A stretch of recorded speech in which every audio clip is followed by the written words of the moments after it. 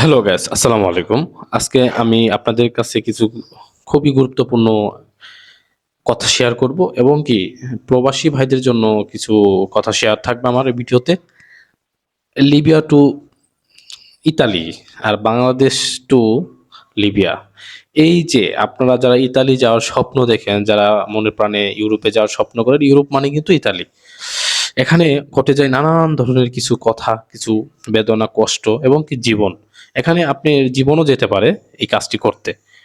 অনেকে দালালের সাথে চুক্তি করে নেয় যে আমরা ইতালিতে যাব, কত টাকা পড়বে।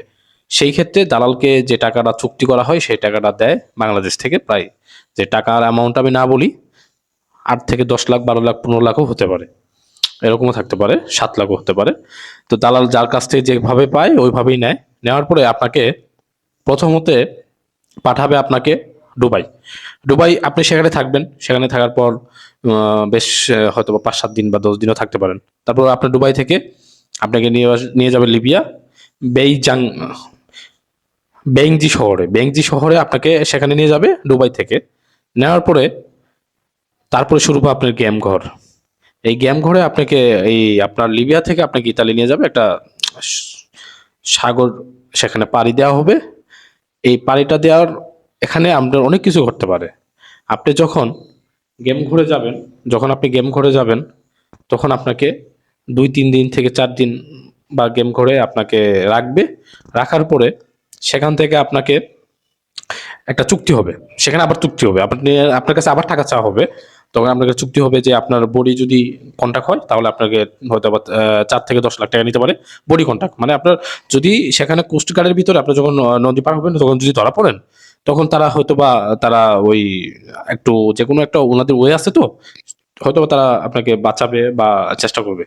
কিন্তু আপনি যদি শুধু অনলি মানে আপনার কন্ট্যাক্ট নেন যে যা হওয়ার হবে সমস্যা নাই, আমি চলে যাব, তাহলে আপনাকে 4 লাখ টাকা লাগতে পারে। 4 লাখ টাকা লাগতে পারে। 4 লাখ টাকা লাগতে পারে। এখন এখন আপনি সেখানে হয়তোবা আপনি যদি ভাগ্য ভালো হয় আপনি এক গেমে যেতে পারেন, বা একবারই আপনি চেষ্টা করলে আপনি হয়তো পারে আপনার যদি ভাগ্য ভালো হয় আর কি। তো গেলেন সেখানে, আপনাকে পার দেওয়ার পরে যদি কোস্টগার্ড ধরে, কোস্টগার্ডে যদি আপনি ধরা পড়েন কি আর ওনারা দালালরা আর কিছু বলবে না। দালালরা আপনার কোনো পদক্ষেপ নেই, কিছু করে তারপরে আপনারা যদি ধরা পড়েন সেখানকার লোক আপনাকে ধরে নিয়ে যাবে, নিয়ে গিয়ে আপনাকে একটা থানায় রাখবে, যে থানায় আপনার 80 থেকে 100 জন লোক, একটা ছোট রুম, আপনার উপরে থাকবেন। আর অনেক বিশ্রী, আপনার শরীর অসুস্থ হবেন, মানসিকভাবে ভেঙে পড়বেন এবং কি আত্মহত্যা করতে চাইবেন। তো এভাবে আপনাকে হয়তো বা বাড়ি থেকে প্রেসার দিতে হবে। যদি আপনার ভাগ্য ভালো থাকে তাহলে হয়তো আপনাকে টাকা দিয়ে ছেড়ে আনে বাংলাদেশে পাঠিয়ে দিবে, এতটুকু জাস্ট হবে। আর আর যদি আপনার ভাগ্য খারাপ হয়, অনেক সময় আপনারা জলদস্যুদের কাছে ধরা পড়বেন, তখন আপনাদের কাছে টাকা চাইবে, বিভিন্ন ধরনের টাকা চাইবে। তো এইভাবেই আপনাকে ইতালি অনেকে 6-7 বার গেম দেয় কিন্তু কাজ হয় না। তারপরে আপনার এভাবে আপনি যদি পার হতে থাকেন, যদি আপনার ভাগ্য না ভালো থাকে তাহলে আপনি ইতালিতে যেতে পারবেন না। তো এই ধরনের নানা ধরনের অনেক সমস্যা আছে। অনেকের ভাগ্য ভালো, তারা এক এক গেমের ভিতরে চলে যায়, মানে একবার এক গেম করে থাকবে, যেদিন আপনার টাইম দিবে সেই টাইমে ইনশাল্লাহ হয়ে যায়। অনেকের ভাগ্য ভালো থাকলে সেই ইনশাল্লাহ সেই বোর্ডে কোনো সমস্যা হয় না। কিন্তু অনেকের কপাল খারাপ, ভাগ্য যদি ভালো না থাকে, সেক্ষেত্রে আপনাকে হয় মৃত্যু, না হলে কষ্টকর জীবন এবং কি আপনার বাড়ি জমি যা আছে সব বিক্রি করেও আপনাকে হয়তো বাঁচাতে পারবে না। তো এমন ঘটনা অহরহ ঘটতেছে এবং কি হতেছে, তারপর মানুষ যেতে আছে।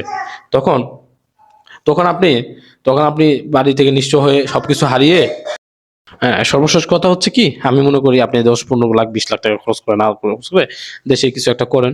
আর যদি যাদের যাওয়ার খুব ইচ্ছা লিগেল ভাবে যান তাহলে ভালো হবে। জীবনের মায়া ভাই, জীবনের মায়া সবারই আছে বুঝছেন।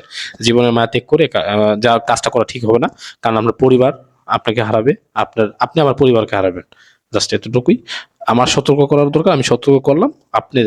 বাকিটা আপনাদের ইচ্ছা, আপনারা যাবেন কি যাবেন না সেটা আপনাদের ডিসিশন, কিন্তু আমার বলা দরকার ছিল, আমি বলে দিয়েছি। যাক, আল্লাহ হাফেজ, আসসালামু আলাইকুম। যদি ভালো লেগে থাকে আমার ইউটিউব চ্যানেলটাকে একটু সাবস্ক্রাইব করবেন, কমেন্ট করবেন, আরো ভালো ভালো কিছু তথ্য আমি আপনাদের কাছে নিয়ে আসবো ইনশাল্লাহ।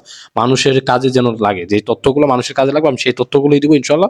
সমস্যা নেই। আসসালামু আলাইকুম, ভালো থাকবেন।